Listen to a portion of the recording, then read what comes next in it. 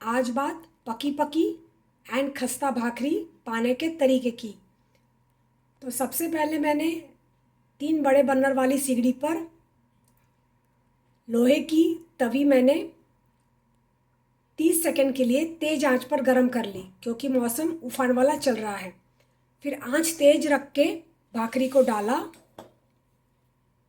And 30 second के लिए तेज़ आंच पर भाखरी को रखा पानी जलने देने के लिए।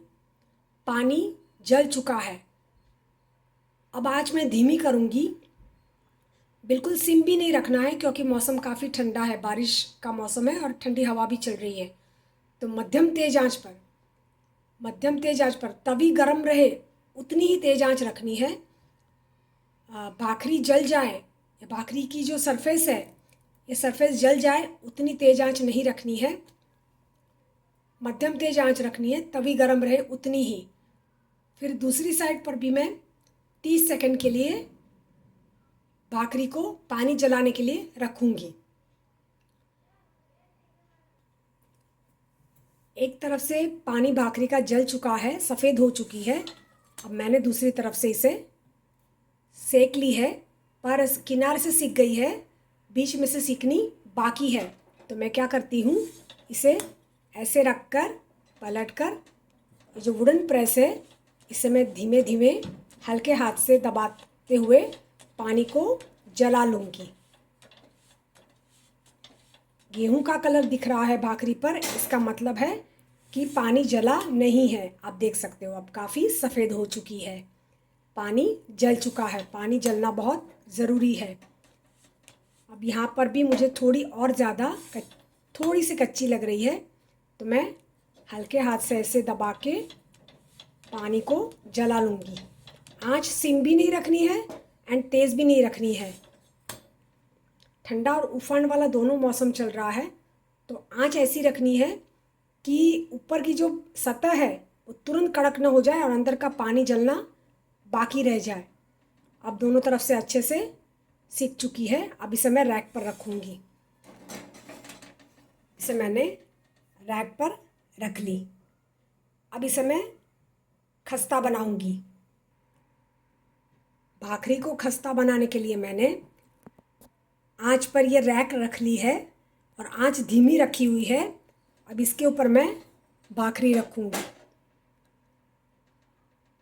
एंड आँच इतनी रखूँगी कि भाखरी की सतह काली ना हो जाए, गोल्डन ब्राउन कलर के पैचेस उसके ऊपर डेवलप हो। एंड हर 15-20 सेकंड के बाद इसे अलटते पलटते रहकर खस्ता कर लूँगी। अब मैं आपको थोड़ी देर के बाद दिखाती हूँ। खस्ता भाखरी तैयार करने के लिए भाखरी की जो गोलाई है वो बर्नर के गोलाई जितनी ही रहे तो भाखरी काफ़ी अच्छे से सिकी सिकी मिलती है, वरना थोड़ी ज़्यादा मेहनत करनी पड़ती है। पर अगर साइज़ बर्नर की गोलाई जितना हो तो भाखरी अच्छे से सिकती है। ये देखो सिक रही है।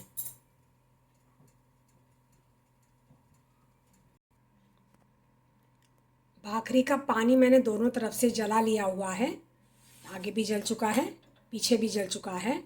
अब इसे खस्ता बनाने की प्रोसेस में आपको दिखाती हूँ। खस्ता भाखरी तैयार करने के लिए मैंने 3 बड़े बर्नर वाली मेरी सिगड़ी है, इसके सबसे बड़े बर्नर पर धीमी आंच पर मैंने ये जाली रखी हुई है। जाली भाखरी की गोलाई उतनी रखे जितनी हमारे बर्नर की गोलाई हो। अब मैं ऐसे भाखरी आंच पर रख दूंगी एंड आंच इतनी रखनी है कि भाखरी की सतह काली ना हो जाए। 12 से 15 सेकंड के लिए मैं एक तरफ भाखरी को सेकने के लिए, खस्ता होने के लिए रखूँगी एंड अलटते पलटते मैं खस्ता करूँगी। एक बार एक जगह के ऊपर एकदम खस्ता कर ली, फिर बाद में दूसरी जगह पे कर ली, ऐसा नहीं करना है। अलटते पलटते रहकर खस्ता करनी है। ऐसा लगे कि आंच बहुत धीमी है, एकदम सिम है, तो सिम से थोड़ी ज़्यादा करनी है।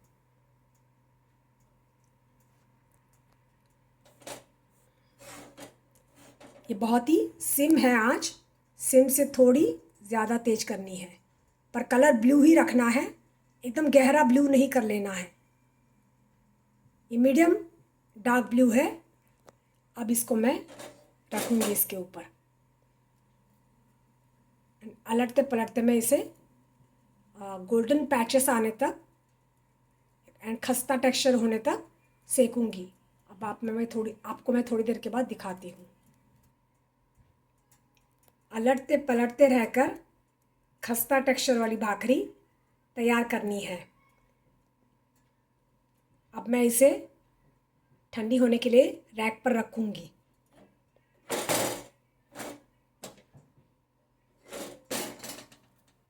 ठंडी होने के बाद मैं इसके ऊपर घी लगाऊंगी। ये जो ऊपर का सरफेस जो खस्ता टेक्सचर है वो खाने में बेहद ही मज़ा देता है। अब घी लगाकर मैं आपको दिखाती हूँ।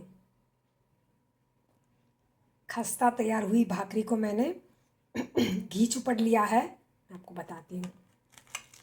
ये इतनी उम्दा लगती है, अभी काफ़ी गर्म है पर ये बहुत ही उम्दा लगती है। अगर आपको फुली फुली चाहिए जैसे ये है, ये इतनी उम्दा होती है कि तैयार होने के बाद मैंने तुरंत एक बाइट ले ली है, बेहद ही उम्दा तैयार होती है। अगर आपको ऐसी फूली फूली खस्ता भाकरी चाहिए तो भाकरी तैयार करने के बाद जो छेद करते हैं वो छेद नहीं करने हैं। तो तैयार है खस्ता भाकरी। इसको हम घोटे हुए वरण के साथ या फिर आलू रस्सा भाजी के साथ परोस सकते हैं। बेहद ही उम्दा एंड टेस्टी कॉम्बिनेशन तैयार होता है। मस्ट ट्राई खस्ता भाकरी। Thank you.